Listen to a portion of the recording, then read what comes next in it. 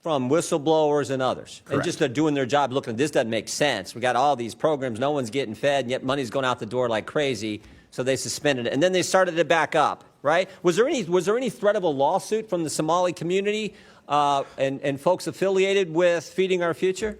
What's going on, everyone? Welcome back to America Wake. I'm Wilson. That was a pretty remarkable exchange. What jumped out at me wasn't just the size of the alleged fraud. It was the claim that warning signs were there early, whistleblowers were speaking up, and yet the money kept flowing. If that's true, every taxpayer should be paying attention. Whether you agree with Jim Jordan or not, he did what many people watching wanted to see. He walked through the timeline and asked some basic but important questions. If there were fraud concerns, why were payments restarted? If officials had serious doubts, why wasn't more done to stop it? We're going to break down what was said, what stood out to me, and why this case continues to raise so many questions. Before we get started, make sure you like this video, subscribe to America Wake, and turn on notifications so you never miss an update. Now let's get into it. Back, Chair and Organizer Mr. Jordan from Ohio. Thank you, Mr. Chairman. Mr. Hudson, who is Salim Saeed and Amy Bach? I recognize those names as defendants in the Feeding Our Future trial. They ran Feeding Our Future, is that right? That's correct. And they've been indicted? That's correct. They've been convicted? That's correct. And they're in jail waiting sentences, is that right? As I understand it. Okay, I want to go back, because earlier with Mr. Gill, you said that they overlooked the fraud. I think it's worse than that. I think they helped it along.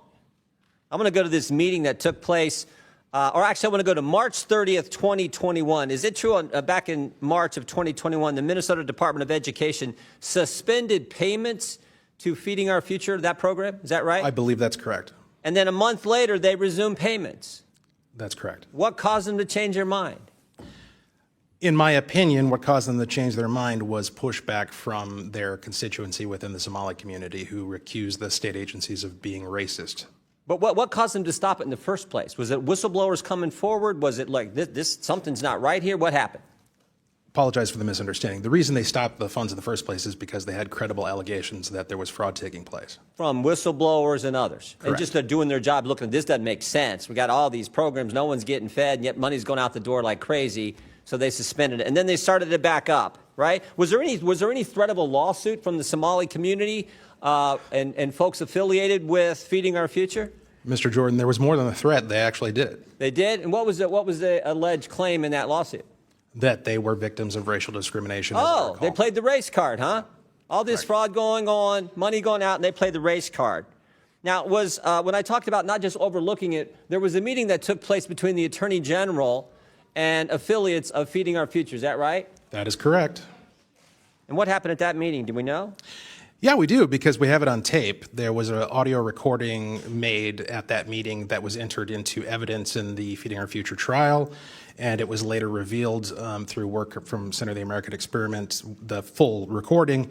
And my observations of what took place in that meeting was that Attorney General Keith Ellison was focused on one thing and one thing only, and that was keeping these folks in business. There were no questions that he asked of these folks about how the kids are doing, the operation, how they're getting fed, who's being helped. Instead, the focus was entirely on ensuring that the money continues to flow. And I'll add that he went so far as to say that he was going to fight these people in reference to the state agencies. The state agencies are his client. Yeah. And when you said money's going to flow, did money flow to Mr. Ellison's campaign a couple weeks later from some of the folks who were in that meeting? Sure did. How much, do we know how much that was? I do not have that number. So it wasn't just overlooking the fraud. They were actively trying to make sure this program continued, and then they benefited from that politically with contributions to their campaign, all in this same year, all in 2021, when this was all coming to a head. Is that accurate? That is my understanding. And this fraud is much bigger than this, because as I look, it's like 6 different federal agencies.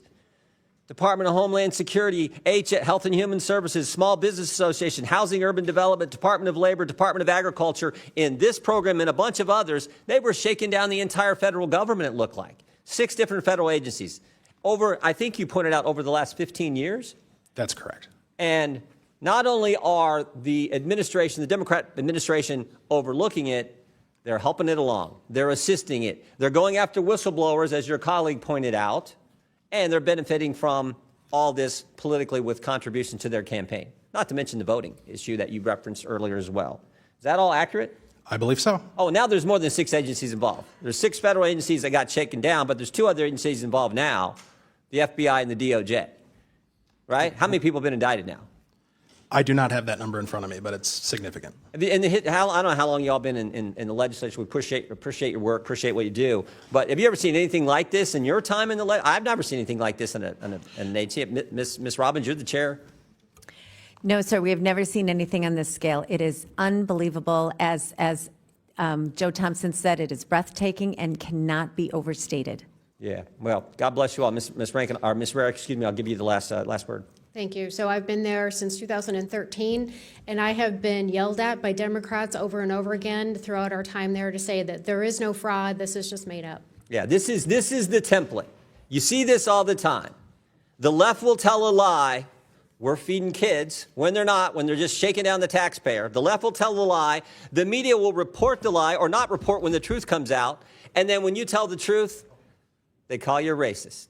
It's as old as time. We see it all the time. This is so wrong. God bless you all for coming forward and getting the facts to the people in Minnesota and, more importantly, to the people of this great country. I yield back. Gentleman yields back. Chair recognizes Mr. Lynch from Massachusetts. Thank you, Mr. Chair. After watching the full hearing, I think Jim Jordan focused on the question a lot of Americans are asking. How does an operation become the center of a massive fraud case while government agencies are supposed to be overseeing it? According to the testimony, the Minnesota Department of Education stopped payments because of credible fraud concerns. That means someone saw enough red flags to take action. But then the payments were restarted. That's where Jordan really pressed for answers. If fraud concerns were serious enough to stop funding in the first place, what changed? Did the evidence disappear? Did investigators clear the program? Or was there outside pressure to keep the money flowing? The witnesses argued that accusations of racism and legal threats played a role. That's a serious claim because it raises the question of whether politics got in the way of accountability. One of the biggest moments was the discussion about the meeting involving Keith Ellison and people connected to feeding our future. The witnesses claimed the focus seemed to be on keeping the program operating rather than asking tough questions about where the money was going or whether children were actually being served. People can debate that interpretation, but here's the problem. When public officials meet with organizations facing serious scrutiny, the public expects accountability. They expect hard questions. If they don't see that, trust starts to disappear. Another thing that stood out was the scale of what was described. This wasn't presented as a small mistake or a few bad actors. Witnesses described a scheme that allegedly involved multiple agencies and millions of taxpayer dollars. If that's accurate, it represents a major failure of oversight. I also think the whistleblower issue is important. In so many scandals, there are people raising concerns long before the public finds out what's happening. According to the testimony, warnings were being made early. If that's true, those concerns should have been taken seriously from the start. My biggest takeaway is simple. Taxpayer money deserves accountability.